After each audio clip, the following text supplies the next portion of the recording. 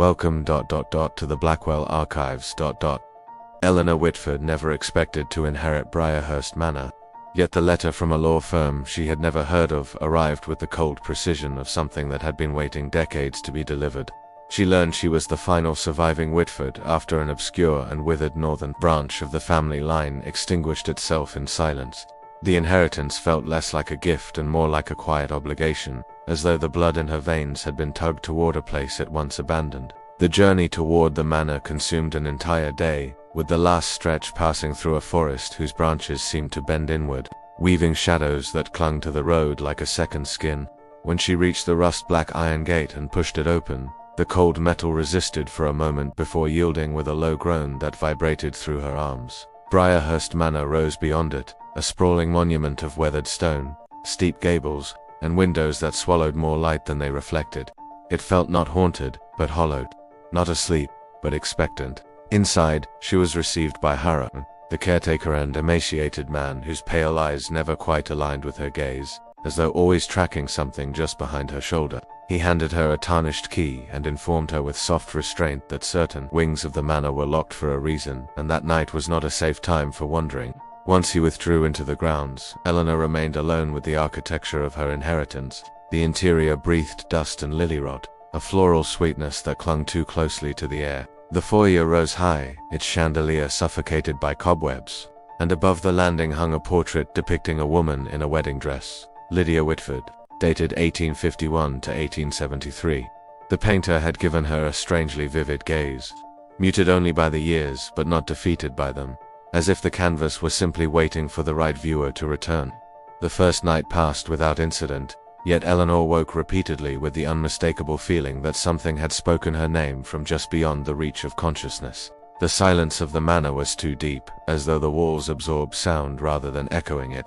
The next morning, Harrow guided her through only the safe sections of the house. He refused to even glance into the east wing, the ballroom, or the cellar. He referred to these areas only as structurally unstable, but the tremor in his voice betrayed a different truth. When he left, Eleanor sifted through family documents left on a dusty table. Among brittle deeds and fading letters lay a thin journal bound in worn leather, its cover engraved only with Lydia W. The entries began with reserved laments about an unwanted engagement to a man named Marcus Hale, a wealthy figure tied distantly to the Whitford line. But the tone soon shifted into a frantic register of dread. Lydia mentioned a pressure to marry quickly, nocturnal visits from her fiancé, strange humming in the halls, and a warning from an unseen woman who called her sister. The entries ended abruptly, the final sentence cut off mid-thought as though torn away by an unseen hand. That evening, Eleanor felt the pull of the east wing more strongly, as if the air itself nudged her toward it. When night fell, a faint melody drifted through the manor, a ghostly music box tune. Drawn forward despite herself, she entered the forbidden wing. The scent of lilies thickened violently, and in the decayed nursery, a cradle rocked without assistance. A whisper brushed past her ear, though no figure stood behind her. She retreated rapidly, but paused at the landing when she noticed the portrait of Lydia. Something felt changed. The angle of the head, perhaps, or the shadows beneath the veil, which seemed denser, almost pulsing. The next morning, determined to understand, she demanded the truth from Harrow. His silence was taut and fearful. He confessed only that Lydia had died before her wedding and that she had never left the manor. He left before Eleanor could ask more, visibly shaken. Alone again, Eleanor returned to the journal and read the scattered, unraveling pages. Lydia wrote of the manor's influence of Marcus, visiting her regardless of locks or barriers, of a ceremony he described as necessary for freedom, and of a hidden woman in white whose humming guided her into the darkened rooms of the east wing. Eleanor felt the manor closing around her like tightening ribs, yet curiosity outweighed fear. That evening she investigated the chained ballroom. Cutting through the corroded links, she entered a vast space thick with dust.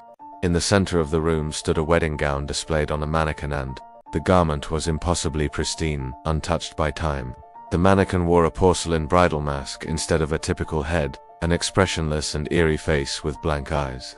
A letter was placed on the bodice, bearing only the words for the next bride. Before she could react, the doors slammed behind her, leaving her alone in the suffocating dark. A whisper seeped from the shadows, suggesting that the dress would fit her. She fled, gripping the railing as she raced through the corridors, refusing to look back. Her dreams that night were filled with Lydia running endlessly through the manor. pursued by an unseen force, whispering warnings Eleanor could not fully hear. At dawn, Harrow waited for her in the hall, ashen and resigned. He explained that what was happening had happened before. Marcus Hale had been obsessed with a ritual designed to bind souls through marriage, believing it could extend influence and existence beyond death. Briarhurst had been constructed over the foundations of his family's land, where earlier rituals had taken place. Every chosen bride bore Whitford blood. Lydia had been the final bride until Eleanor inherited the estate, awakening whatever remained. According to Harrow, the humming, the lilies, the shifting portrait, and the reappearance of the wedding dress all meant one thing: the cycle had reawakened. That night the humming intensified, filling the manor like a suffocating fog. Lily fragrance seeped through the floorboards, merging with the cold weight of unseen footsteps.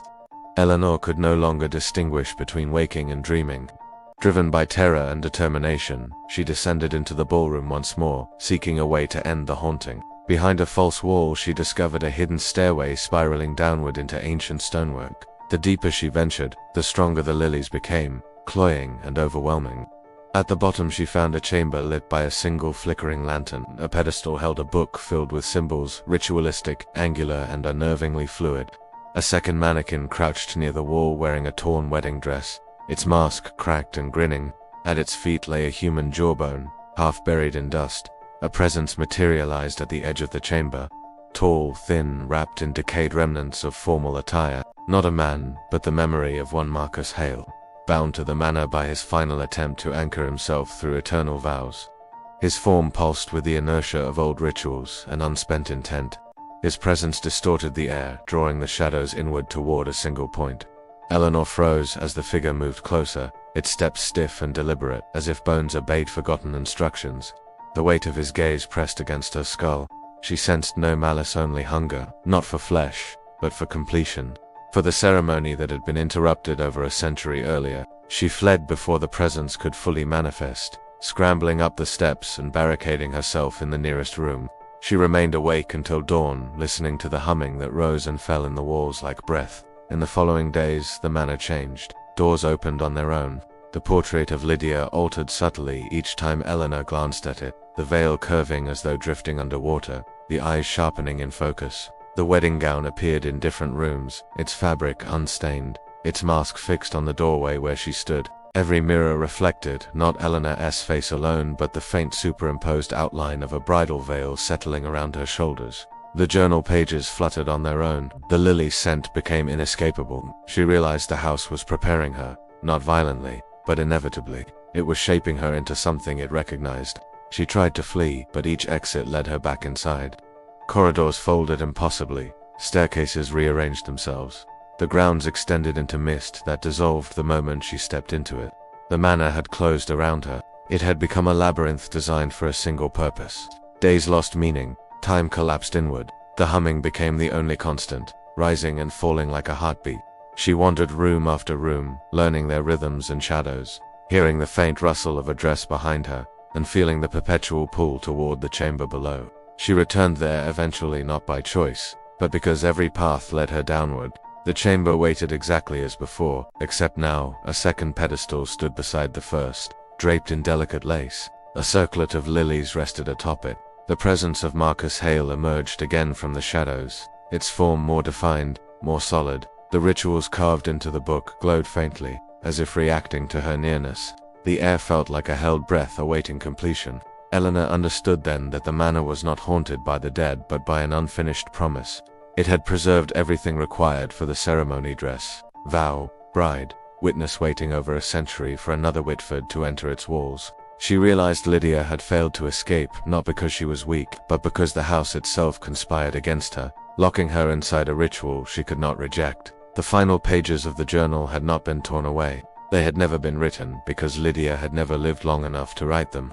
Eleanor felt the shape of inevitability close around her as the presence drew near. The air thickened with the gravity that tugged at her bones. The lilies pulsed like living things. The gown she had seen in the ballroom now hung behind her without explanation. And as the shadows folded inward and the last light thinned, the manor exhaled with something like anticipation, drawing her into the same silence that had claimed every bride before her.